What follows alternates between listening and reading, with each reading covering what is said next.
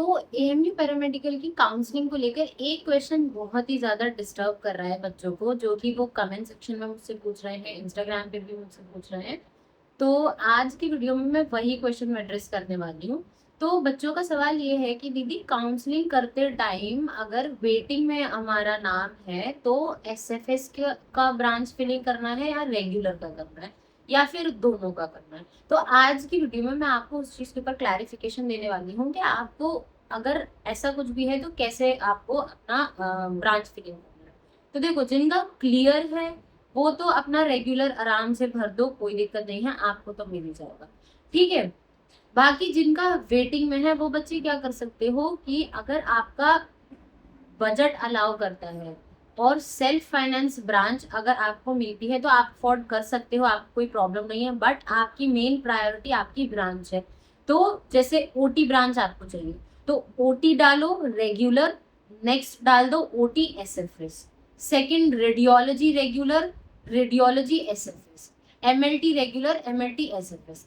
ये उन बच्चों का बता रही हूँ जिनकी मेन इश्यू जो है वो पैसा नहीं है, मेन प्रायोरिटी ब्रांच है। ठीक है। और अगर मेन चीज आपका मेन इशू आपके लिए फीस है कि फीस एसएफएस की बहुत ज्यादा है, अफोर्ड नहीं कर सकते, तो दीदी काउंसलिंग कैसे करनी है, तो फिर एक काम करो, सबसे पहले सारी रेगुलर ब्रांचेस डाल दो, ओटी रेगुलर, एमएलटी रेगुलर, मतलब जिस भी सीरीज में आपको चाहिए। और सबसे लास्ट में आप क्या करो, एसएफएस की सारी ब्रांचेस फिल कर दो, ताकि एसएफएस मिलने के चांसेस जो है वो बिल्कुल ना के बराबर हो जाए। और अगर आपका अपग्रेड भी होता है तो रेगुलर वाली ब्रांचेस में ही अपग्रेड होता रहे। ठीक है। तो वेटिंग वाले बच्चों को इस तरीके से करना है। और जिनको फीस का कोई भी इशू नहीं है, जिनका मेन प्रायोरिटी ब्रांच है कि उनको स्पेसिफिक ब्रांच भी चाहिए और उनकी रैंक के अकॉर्डिंग उनको वो ब्रांच मिल सकती है, तो आप लोगों को क्या करना है कि अपनी टॉप प्रायोरिटी की ब्रांच डालनी है रेगुलर में, फिर उसी की ब्रांच डाल देनी है आपको एसएफएस में। तो इस तरीके से आपको करना है। ठीक है। बाकी मैं कमेंट में पिन करके बता दूंगी कि किस तरीके से ब्रांच फिलिंग करनी है, जिनका सिलेक्शन क्लियर है उनको, जिनका मेन प्रायोरिटी ब्रांच है उनको, और जिनका मेन प्रायोरिटी जो है वो फीस इशू है उनको। तो इतना ही है। तो काउंसलिंग के टाइम पे जो है वो सीट सिक्योर करना सबसे इंपॉर्टेंट होता है। तो आपका मेन फोकस होना चाहिए सीट सिक्योर करने पे, क्योंकि देखो, बाकी अगर आपका एसएफएस में चला जाता है तो आप क्या करो, अपना अपग्रेडेशन चालू करवा दो, क्योंकि अपग्रेडेशन में क्या होता है कि जब रेगुलर वाले बच्चे सीट्स छोड़ते हैं तो एसएफएस से अपग्रेड होके आप रेगुलर में चले जाते हो, तो आपका जो फीस होता है वो रिफंड आ जाता है। ठीक है। बट ये चीज मैं पहले ही बता देती हूँ, जरूरी नहीं है हर किसी का रिफंड आए, और इस साल तो शायद मुश्किल ही होगा, क्योंकि फीस को लेके बहुत ज्यादा केओस हुआ है, बहुत चीजें गड़बड़ हुई हैं, और रीनीट भी हुआ है, तो देर आर हाई चांसेस के बच्चे एडमिशन नहीं छोड़े इस बार। ठीक है।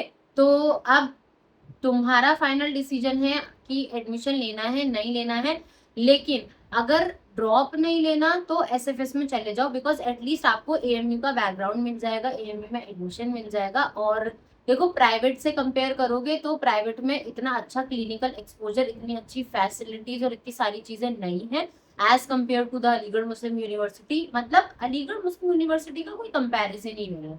ओके। और रही बात फीस की, तो प्राइवेट में जाओगे आपको सेम खर्चा पड़ेगा, इनफैक्ट ज्यादा ही पड़ेगा, क्योंकि एएमयू का जो कैंपस है, कॉलेज है, वो पास है, और जो प्राइवेट कॉलेजेस है वो बहुत ज्यादा दूर दूर है।